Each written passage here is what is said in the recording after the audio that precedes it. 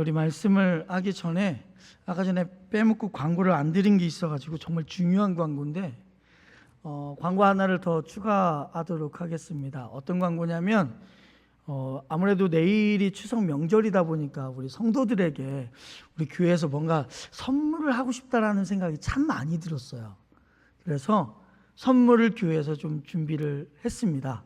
그러니 예배 끝나고 지금 받으러 가지 마시고 예배 끝나고 이렇게 밖으로 이제 나가실 때 각 가정당 하나씩 이렇게 받아가 주시면 되겠습니다. 예를 들어 만약에 지금 우리 권주갑 장로님 가정이 이렇게 아들 네 분도 오셨잖아요. 그러면 권주갑 장로님 가정은 몇 개를 가져가야 돼요? 2개. 이런 식으로 가져가 주시면 됩니다. 아시겠죠? 네, 한 가족이라고 해서 우리는 하나만 가져가야지 이게 아니라 이렇게 가정당 하나씩 꼭 가져가 주셔서 작은 선물이지만 그래도 추석의 기쁨을 함께 나눌 수 있었으면 좋겠습니다. 자, 오늘은 그리스도인의 성공관에 대해서 이야기를 하도록 하겠습니다. 오늘 말씀을 준비하기 전에 정말 고민을 많이 했어요. 추석인데 그래도 명절을 앞두고 있는데 다른 말씀을 좀 준비를 해야 될까? 아니면 계속해서 우리 교회가 이끌어가고 있는 주제에 맞게 하나님의 말씀을 전하는 게 좋을까라고 정말 많이 고민을 했거든요. 그래서 고민한 끝에 솔직히 말씀드리면 설교 2개 다 썼습니다. 근데 이 2개를 가지고 어떤 걸 하나님의 말씀을 우리 성도들에게 선포를 할까 정말 고민한 끝에 이 그리스도인의 성공관에 대해서, 즉 진짜 그리스도인이라면 어떻게 살아가야 될지의 이 시리즈 설교를 계속해서 이어가는 게 낫겠다라는 생각이 들어서 이 말씀을 가지고 나왔습니다. 그래서 여러분들이 추석 전인데 꼭 이런 말씀을 전해야 되나요? 라는 마음보다는 하나님께서 우리에게 꼭 들려주시고 싶은 말씀이신가 보다라고 생각을 하시고 들었으면 좋겠고, 또 제가 명절을 위해서 하나의 설교를 더 작성했다고 말씀드렸잖아요. 그 설교는 추석이라는 단어를 설이라고만 바꾸면 언제든지 할 수 있기 때문에, 그러니까 설 명절 때 그 말씀은 여러분들에게 전해드리는 걸로 하고, 오늘은 그리스도인의 성공관에 대한 이야기를 함께 해보도록 하겠습니다. 사람들은 누구나 행복한 삶을 원합니다. 그러다 보니까 행복을 위한 조건으로 가장 먼저 내거는 게 뭐냐? 성공했냐, 성공하지 못했냐를 내걸게 되는 것이죠. 누구나 성공하면 행복할 것이다 라는 생각을 늘 가지고 있는 것입니다. 이 세상에 성공을 원하지 않는 사람은 아무도 없습니다. 그러다 보니 치열한 생존 경쟁에서 살아남으려면 반드시 우리는 성공해야 된다라는 생각이 우리 안에 자리 잡고 있어요. 이 우리 안에 자리 잡고 있는 이 생각을 우리는 자녀들에게도 강요를 합니다. 성공하지 못하면 아무것도 이룰 수 없고, 성공하지 못하면 행복할 수 없다라는 것을 우리의 자녀된 이들에게 은연중에 우리가 강조하고 있습니다. 우리가 잘 알다시피 성공을 한자로 말하면 이룰 성자에 공공자를 씁니다. 목적하는 바를 이룬다라는 뜻을 가지고 있죠. 하지만 실제로 우리가 생각하는 성공은요, 이 같은 사전적인 의미와 정말 똑같은가요? 이해하기는, 인정하기에는 싫지만 이 사전적 의미가 무색할 정도로 우리의 성공은 한 가지에만 모아지고 있습니다. 그 한 가지가 뭐냐? 우리의 지위나 소유가 남들이 부러워할 만한 경지에 이르게 되는 것, 그걸 우리는 성공이라고 이야기를 합니다. 높은 지위에 오르고요, 좋은 집이 있고 좋은 차를 끌고 다니고 돈을 많이 벌고 남들보다 건강하고 좋은 자녀들을 두고 있고, 이러한 등등의 우리가 원하는 성공이 바로 이러한 것들이고, 우리가 원하는 행복의 조건들이 바로 이러한 것인 거죠. 하지만 한번 생각해 보시죠. 정말 이러한 조건들이 충족되면 우리 과연 행복할까요? 우리가 정말 남들에게 부러움의 대상이 된다면 여러분들이 정말 행복한 것이라고 생각하십니까? 아니, 정말 성공한 거라고 생각하십니까? 그래서 저도 개인적으로 성공한 인생이 무엇일까라고 인터넷에 쳐봤더니 성공한 인생이란 이름의 재미있는 글이 올라왔습니다. 성공한 인생을 시대별로, 세대별로 설명한 것인데, 예를 들면 이런 겁니다. 10대에는 좋은 부모를 만나면 성공한 것이고, 20대에는 좋은 대학을 가면 성공한 것이고, 30대에는 좋은 직장에 다니면 성공한 것이고, 40대에는 술자리에서 2차를 쏠 능력이 되면 성공한 것이고, 50대에는 자녀들이 좋은 대학에 다니면 성공한 것이고, 60대는요 아직 일하고 있으면 성공한 것이고, 70대에는요 본처에게 밥상을 받으면 성공한 것이고, 80대에는 찾아오는 사람이 있으면 성공한 것이고, 90대에는 전화 오는 사람이 있으면 성공한 것이며, 마지막으로 100세에는요 아침에 눈을 뜨면 성공한 것이다 라는 글이 올라와 있더라고요. 자, 여러분들 나이대에 해당하는 거 어떻게 성공하고 계십니까? 아멘은 몇 명밖에 없어요. 다들 성공하셔야 되는데. 자, 물론 이게 우스갯소리로 유머로서 이제 인터넷에 있는 내용이지만 우리가 한번 진짜로 진지하게 한번 생각해 보자고요. 진정한 성공이란 과연 무엇일까요? 우리 인생이 끝나는 날, 우리가 바로 죽기 직전에 지난 날을 한번 회상해 보니까, 그래, 나는 정말 성공한 사람이야 라고 자신 있게 이야기할 수 있는 만큼의 성공이 과연 어떤 것일까요? 또 다른 측면에서 보자면 성경에서는 과연 성공에 대해서 뭐라고 말씀하고 있을까요? 그리스도에게 있어서 성공은 과연 어떤 의미일까? 그걸 오늘 이 시간 우리가 함께 말씀을 통해서 살펴보셨으면 좋겠습니다. 성경에서 가장 대표적인 성공신앙의 인물을 찾으라고 말한다면 오늘 우리가 읽은 본문에 요셉을 빼놓고는 말할 수 없을 것입니다. 그는 우리가 잘 알다시피 형들의 미움을 받아서 이집트의 노예로 팔려갑니다. 그러다 보니 훗날 애굽의 서열 2인자인 총리의 자리에 오른 인물이 됩니다. 원래는 뭐로부터 시작했다고요? 노예로부터 시작했는데 그 노예가 시간이 지났더니 이집트의 애굽의 2인자가 되는 자리까지 올라갔단 말이에요. 그러다 보니 여전히 많은 사람의 선망의 대상이 바로 요셉의 삶이 되었단 말이에요. 그래서 어떤 분들은요, 하나님께서 말씀하시는 성공을 요셉을 통해서 보면 알 수 있다라고 이야기를 합니다. 그래서 오늘 우리가 정말 요셉을 통해 과연 성공이 무엇인지 제대로 한번 살펴보자고요. 그래서 우리가 좀 파트를 한번 나눠보도록 하겠습니다. 진정한 성공이 과연 무엇인지 한번 살펴보도록 할 텐데, 진정한 성공 첫 번째는요, 사람들의 신뢰를 얻는 삶이 바로 진정한 성공이라는 거예요. 우리 본문 읽었던 22절과 23절을 다시 한번 읽어볼까요? 읽겠습니다. 간수장이 옥중 죄수를 다 요셉의 손에 맡김으로 그 재반 사물을 요셉이 처리하고, 간수장은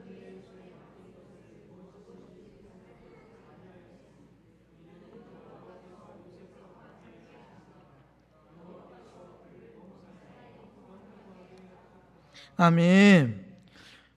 지금 이 말씀이 읽혀지고 있는 시대, 즉 이 요셉의 현 시대는 총리가 되기 전의 이야기입니다. 아주 요셉의 인생에 있어서 정말 힘들고 어려웠을 때의 일입니다.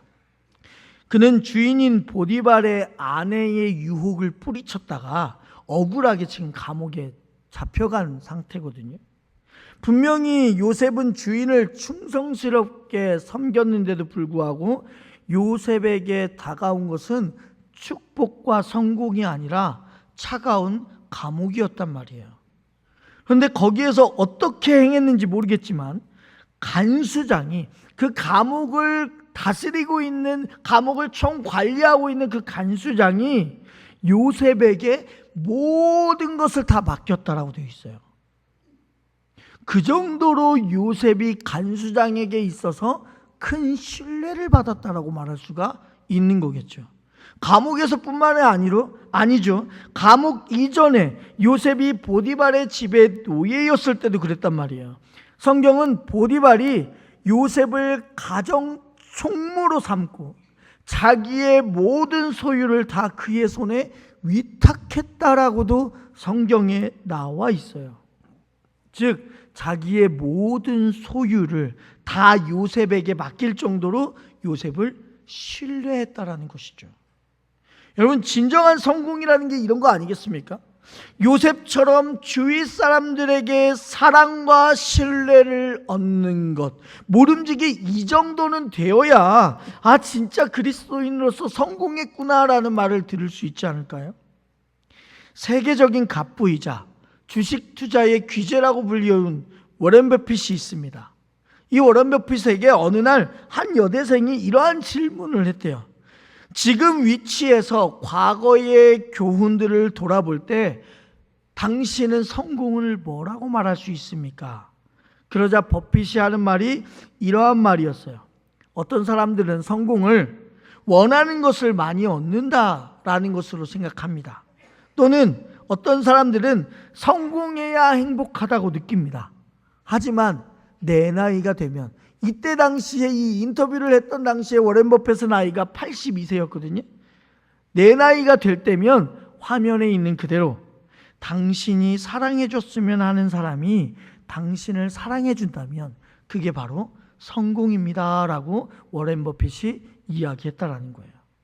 즉 아무리 많은 것을 소유했다 할지라도 주위 사람들에게 인정받지 못하고 신뢰받지 못하고 사랑받지 못한다면 그 인생은 결코 성공했다라고 말할 수 없는 인생이라는 거예요. 그러면 우리에게 궁금증이 생기겠죠. 우리는 어떻게 해야 가족들과 주위 사람들에게 있어서 사랑과 신뢰를 얻을 수 있을까? 우리는 어떻게 하면 우리 주위 사람들에게 신뢰를, 사랑을 얻을 수 있을까? 그 답이요, 성공의 두 번째 정의에서 찾을 수 있습니다. 두 번째, 진정한 성공은 바로 어떤 상황에서도 신실하게 사는 거라는 거예요. 어떠한 상황이 있어서도요. 여러분, 우리는요, 요셉이 성공한 이유를 성경에서 찾아볼 수가 있어요. 물론 성경에는요, 그가 얼마나 뛰어났는지, 얼마나 설교를 잘하고 하나님의 말씀을 알았는지, 어떠한 기적을 베풀었고 어떠한 위대한 일을 했는지, 이러한 이야기들은 성경에 하나도 나와 있지 않습니다. 다만 우리가 알고 있는 요셉에 대한 내용 중에 한 가지가 뭐냐? 요셉은 꿈을 꾸었다라는 거예요. 근데 더 신기한 게 뭐냐? 그가 꾼 꿈은요, 본인이 원해서 꾼 꿈이에요? 아니면 누군가 주신 거예요? 주신 거예요. 자기가 한 번도 그러한 꿈을 원했던 적이 없어요. 그 꿈은 하나님이 주신 꿈이에요. 그러다 보니 성경에요, 요셉이 스스로 이집트의 총리가 되는 꿈을 꿔서 그 꿈을 쫓고 그 꿈을 위해서 이집트의 총리가 되기 위해서 성공을 위해 돌진했다라는 내용은 성경 어디에도 찾아볼 수가 없습니다. 그러다 보니 여러분, 요셉의 이야기를 하나하나 자세히 한번 읽어보십시오. 그의 삶을 돌아보면 화려한 것이 없어요. 그에게 있어서 화려하다고 한다면 아버지가 주신 채색옷 정도? 그 정도만 화려할 뿐이지 요셉의 인생을 하나하나씩 살펴보면 화려함이 없어요. 뛰어남도 없어요. 오히려 거듭 억울한 일을 당하고 고난을 당하고 질투의 대상이 되어서 힘든 삶을 살 수밖에 없었어요. 그런데도 불구하고 요셉은 매사에 신실했단 말이에요. 어떻게 그러한 삶 가운데서도 요셉은 매사에 신실했을까? 어떻게 많은 사람들에게 사랑과 존경과 신뢰를 요셉이 받을 수 있었을까? 그 이유는 요셉은요, 어떤 상황 가운데서도 늘 한결같은 마음을 가지고 있었기 때문에 그랬어요. 여러분, 우리가 잘 알고 있다시피 요셉은요, 형제들의 질투로 인해서 노예로 팔려갔을 때란 말이에요. 그냥 아무 이유 없었어요. 그 위에 있는 10명의 형제들이 요셉이 채색 옷을 입고 있으니까 그게 너무나도 질투가 났다는 거예요. 또한 요셉이 형들의 잘못들을 물론 아빠한테 일르기도 했어요. 엄마한테 일르기도 했어요. 근데 여러분들 형제들 가운데 누가 엄마한테 뭔가 내가 잘못한 것을 일렀다고 해서 다른 나라에 팔아먹는 형제가 어디 있겠습니까? 그죠? 그런데 요셉은요, 그렇게 팔렸다니까요. 근데 팔려갔을 때 생각해 보세요. 요셉이요, 마음속에 내가 이렇게 노예살이나 해야 되는 사람인가? 라는 것을, 자신의 신체를 한탄하는 내용이 성경에 나와 있냐 이 말이에요. 전혀 나와 있지 않아요. 신기하게도 오히려 불평도 하지 않고요, 원망도 하지 않고요, 절망도 하지 않아요. 더 나아가서 내가 노예의 신분인 것을 탈피해보고자 머리를 굴리면서 수단과 방법을 가리지 않고 어떻게 해서든지 이 노예 생활을 청산해야 하지 않은 모습 하나도 보이지 않아요. 그냥 노예였을 때부터 신실하게 주인을 최선을 다해서 섬겼을 뿐이에요. 여러분, 신실함 안에는 여러 가지 의미가 내포되어 있는 거 아시죠? 신실함 안에는요, 진실함, 성실함, 꾸준하고 한결같다, 이러한 내용들이 그 안에 다 들어가 있단 말이에요. 그냥 막연하게 그 상황 가운데 머물러 있는 것이 아니라 그 주어진 상황 속에서 어떠한 상황이건 간에 내가 최선을 다했다라는 거예요. 요셉이 바로 그랬죠. 진실함과 성실함을 두루 갖춘 사람. 그랬기에 비록 노예의 신분이었음에도 불구하고 주인뿐 아니라 주위의 많은 사람들의 신뢰와 사랑을 요셉이 받을 수 있었다는 거예요. 감옥에 갇혔을 때도 여전했어요. 한결같이 진실했고 성실했고요. 억울하게 감옥에 갇혔던 상황이었는데도 불구하고 아무런 원망도 하지 않았고 불평하지 않았고요.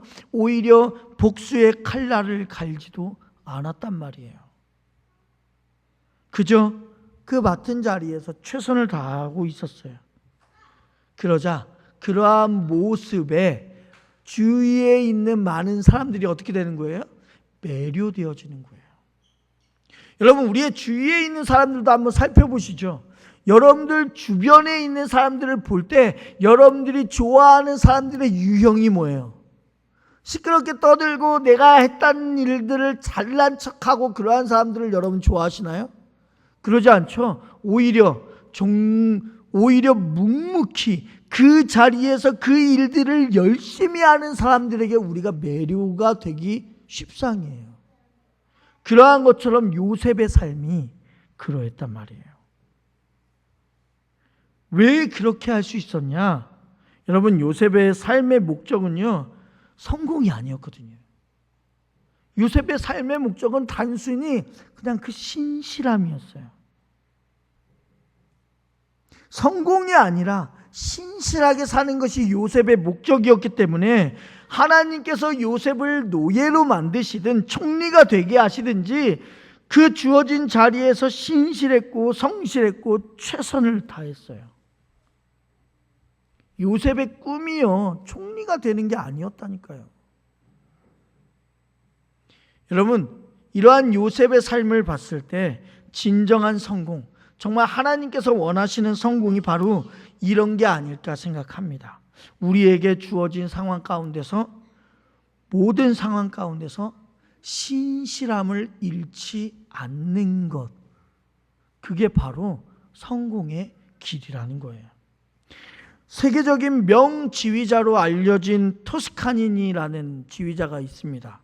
이 토스카니니는 원래 첼리스트였습니다. 그런데 18살 때 교향악단의 단원이 됐는데 계속해서 시력이 안 좋아지더라는 거예요.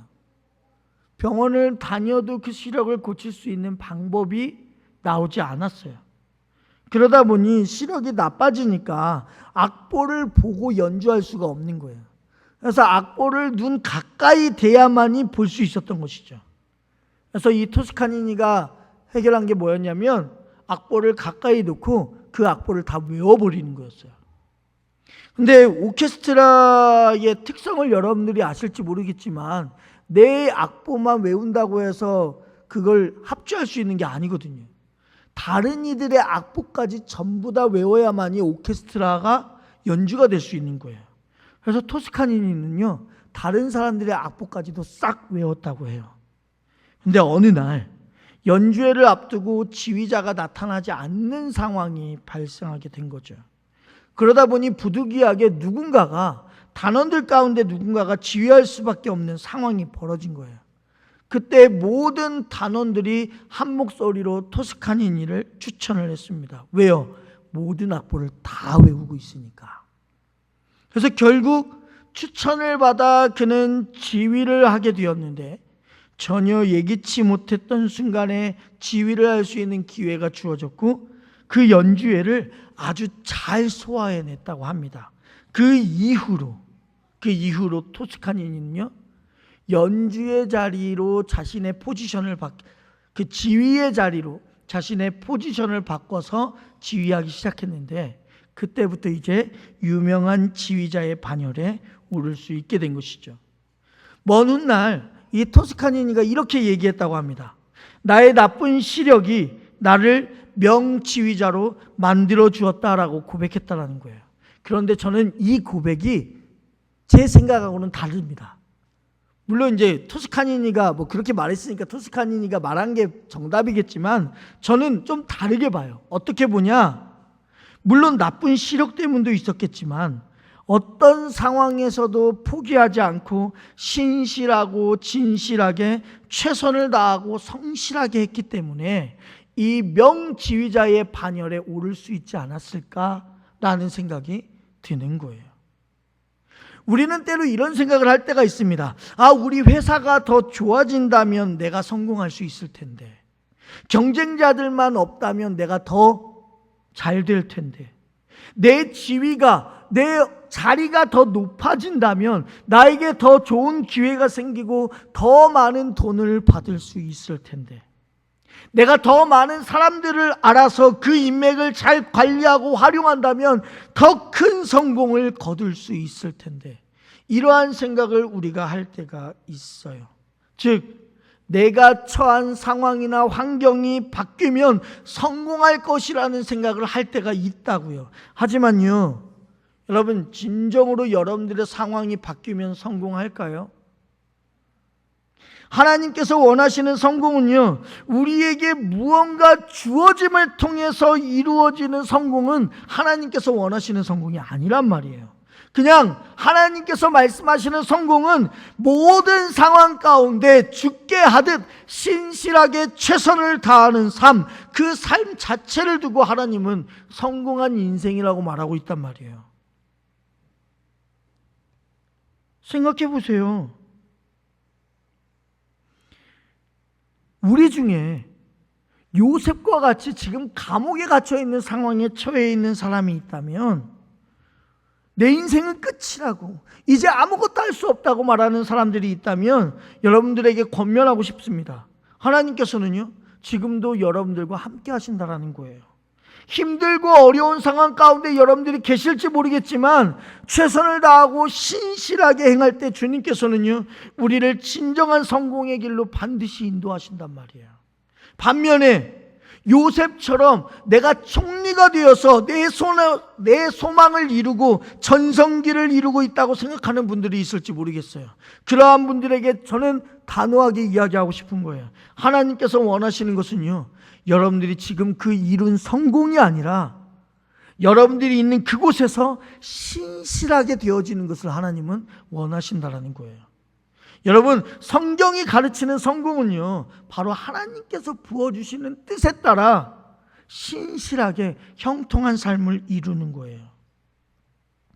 여러분, 성경에서요, 성공이라는 단어가 몇 번이나 나올까요? 우리 친구 정답 말할 거예요?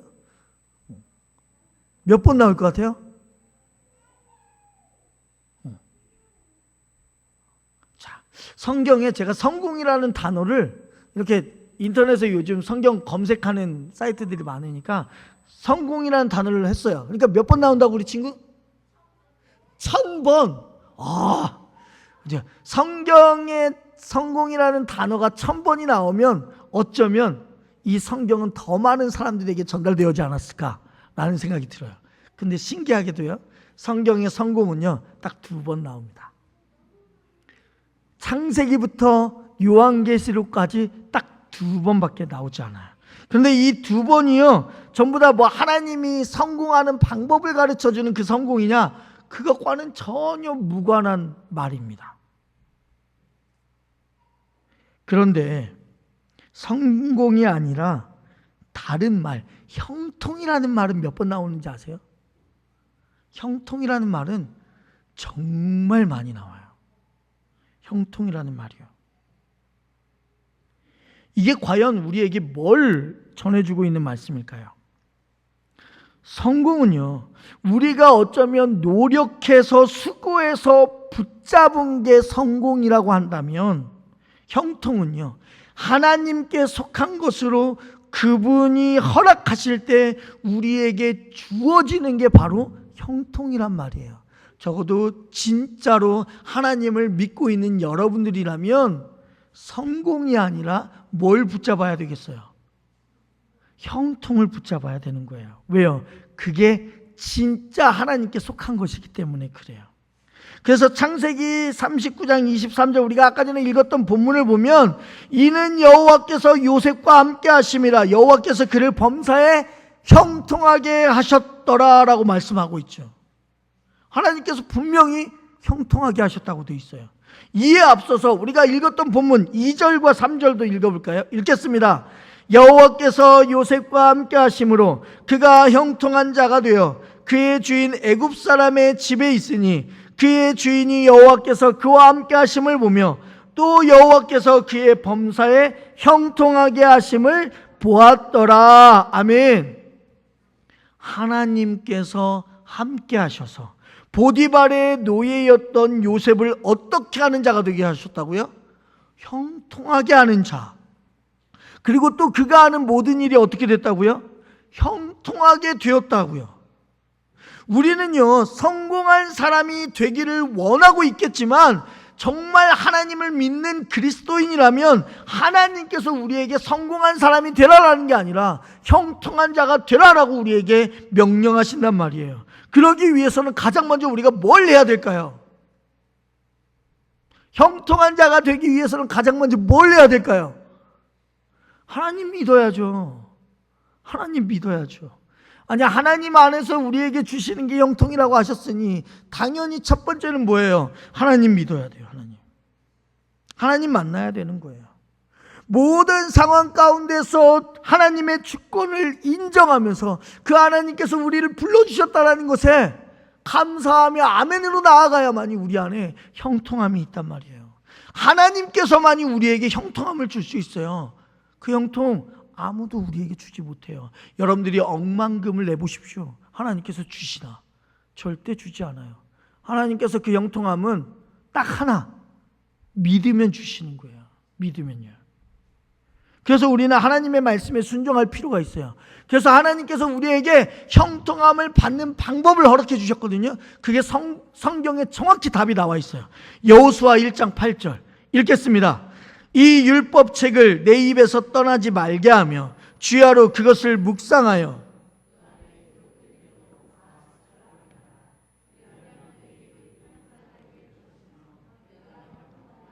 아멘. 자, 형통하게 되는 방법 성경에 정확히 써 있죠. 뭐라고요? 하나님의 말씀대로 살 때, 이 율법책을 내 입에서 떠나지 말게 할 때, 하나님의 말씀을 주야로 묵상하며 그것을 기록된 대로 다 지켜 행할 때 하나님께서 우리에게 형통함을 주신다라는 거예요. 여러분, 쉬워요, 어려워요? 어려워요. 그러면 내 설교 처음부터 다시 해야 되는데. 여러분, 형통하는 방법은요, 어렵지 않아요. 어떤 면에서 어렵지 않냐면, 사회에서 여러분 생각해 보세요. 지금 연휴니까 여러분들이 쉬고 계시지. 아침에 일찍 출근해서 저녁에 늦게 퇴근하고 여러 가지 뒤치다거리 많이 해야 되고 생각 많이 해야 되고, 또 우리 학생들 같은 경우는 그걸 위해서 또 공부라는 것을 학교 일찍 얼마나 일찍 가요. 그리고 늦게까지 공부하잖아요. 그런 친구들도 있고. 세상에서 일하는 거 너무 어렵지 않으세요? 그런데 여러분, 그렇게 일하는 게 우리에게 형통함을 주지 못한다니까요. 하나님께서 우리에게 뭐라고 말씀하셨냐면, 너 나를 믿으라. 그리고 내가 너에게 주는 말씀 그거 가지고 열심히 주야로 묵상하고 그 말씀대로 살아봐 라고 이야기하신다니까요. 그게 뭐라고 돼 있어요? 그리하면 내 길이 평탄하게 될 것이며 네가 형통하리라 라고 되어 있단 말이에요. 그분의 말씀과 우리의 삶이 일치되어지는 인생이야말로 형통하게 하시는 복을 받는 지름길이 되는 거예요. 그래서 형통하게 하시는 하나님을 우리가 만나게 되었을 때 그 형통이요, 우리 자신뿐만 아니라 다른 사람에게도 전해지는 거예요. 신기한 거예요. 창세기 39장 우리가 아까 전에 읽어봤지만 요셉이 형통한 자가 되니까 무슨 일이 생기냐? 그를 통해 보디발의 온 집이 복을 받아요. 그죠? 감옥 가운데 있던 요셉이 형통하게 되어지니까 요셉 주위에 있던 사람들이 복을 받아요. 형통하게 된 요셉 주위에 있던 사람들이 또 어떤 일이 벌어져요? 가뭄이 일어나서 먹고 살지 못할 수밖에 없던 그 나라 가운데 요셉에게 하나님께서 꿈을 허락해 주셔서 그 꿈을 통해서 그 나라 전체가, 더 나아가 다른 이방 민족들이 쌀을 구하러 오는 것까지 세계의 여러 나라 곳곳이 먹고 살 수 있는 놀라운 은혜를 누려요. 즉 우리의 형통을 통하여 우리 주위에 있는 많은 사람들이 그 하나님의 복을 함께 누릴 수 있어요. 그러니 여러분들의 성공은요, 복덩어리가 되어서 많은 사람들을 세우고 섬기는 축복의 통로가 될 수 있다라는 거예요. 그래서 저는 주위에서 여러분들, 우리 학생들 같은 경우에 그런 말 많이 듣지 않아요? 공부해서 남 주냐? 라는 소리 많이 듣죠. 여러분, 공부해서 남 주는 거예요. 반드시 남 주셔야 되는 거예요. 왜요? 그게 형통한 삶이에요. 하나님께서는 여러분들 공부해서 여러분들만 다 가지라고 하지 않았어요. 오히려 남들에게 나누어 주라고 말씀하시는 거예요. 그래서 여러분들 세상에서 말하는 그 성공 쫓지 마시고 겸손히 우리의 인생을 주님께 맡기실 수 있는 여러분들이 되셨으면 좋겠습니다. 그러면 어떠한 찬양이 우리 안에 생겨나냐면 이러한 찬양이 생겨나요. 부르신 곳에서 나는 예배하네. 어떤 상황에도 나는 예배하네. 부르신 곳에서 나는 예배하네. 어떤 상황에도 나는 예배하네. 라는 찬양이 우리 안에 울려 퍼질 수 있는 거예요. 아마도 이 찬양이 요셉의 시대에 있었다면 아마 이 요셉은요, 이 찬양을 일평생 동안 부르고 다녔을 거예요. 어떤 상황에도 부르신 그곳에서 주님을 예배하며 신실하게 살았던 요셉처럼 우리 광림교회 성도들 모든 이들의 삶도, 또한 이 시간 이 자리에 함께 나와 예배드리는 모든 성도들의 삶도 그렇게 살면 주위 사람들의 신뢰를 얻을 것이고 하나님께서 형통하게 하사 우리를 그 축복의 통로로 사용하게 되실 줄 믿습니다. 이게 바로 진짜 그리스도인이 가져야 될 성공관입니다. 그렇게 하나님의 뜻에 따라 형통하며 성공하는 삶을 살아가시는 여러분들이 되시기를 주님의 이름으로 축원합니다. 기도하겠습니다. 사랑의 주님, 우리는 지금까지 성공이란 모든 것들이 남들 보기에 떵떵거리면서 사는, 남들이 부러워할 만한 삶을 살아가는 게 성공이라고 생각했지만 진짜 하나님을 믿는 우리들에게는 성공이 아니라 형통한 삶이 우리에게 있어서 성공이란 사실을 깨닫게 하여 주시니 감사합니다. 요셉이 그러했던 것처럼 우리가 어떤 상황, 어떤 일에 처해 있던지 간에 신실하게, 진실하게, 성실하게 최선을 다해서 우리가 맡은 바를 충실히 해나갈 때 주위 사람들에게 인정을 받고 사랑을 받고 정말 형통한 삶을 통하여서 성공한 인생을 살아갈 줄로 믿사오니 그 성공의 인생이 우리에게 있을 수 있도록 인도하여 주시옵소서. 또한 형통한 우리 가운데 우리만 복을 받는 것이 아니라 우리 주위에 있는 모든 이들에게도 형통한 삶을 위하여 복을 받는다 말씀하셨사오니 우리 모든 이들이 형통한 이들이 되어서 우리 주위에 있는 많은 세상 사람들 가운데 그 형통함을 나누어 줄 수 있는 우리 모든 사람들이 될 수 있도록 인도하여 주시옵소서. 예수님의 이름으로 기도드립니다. 아멘.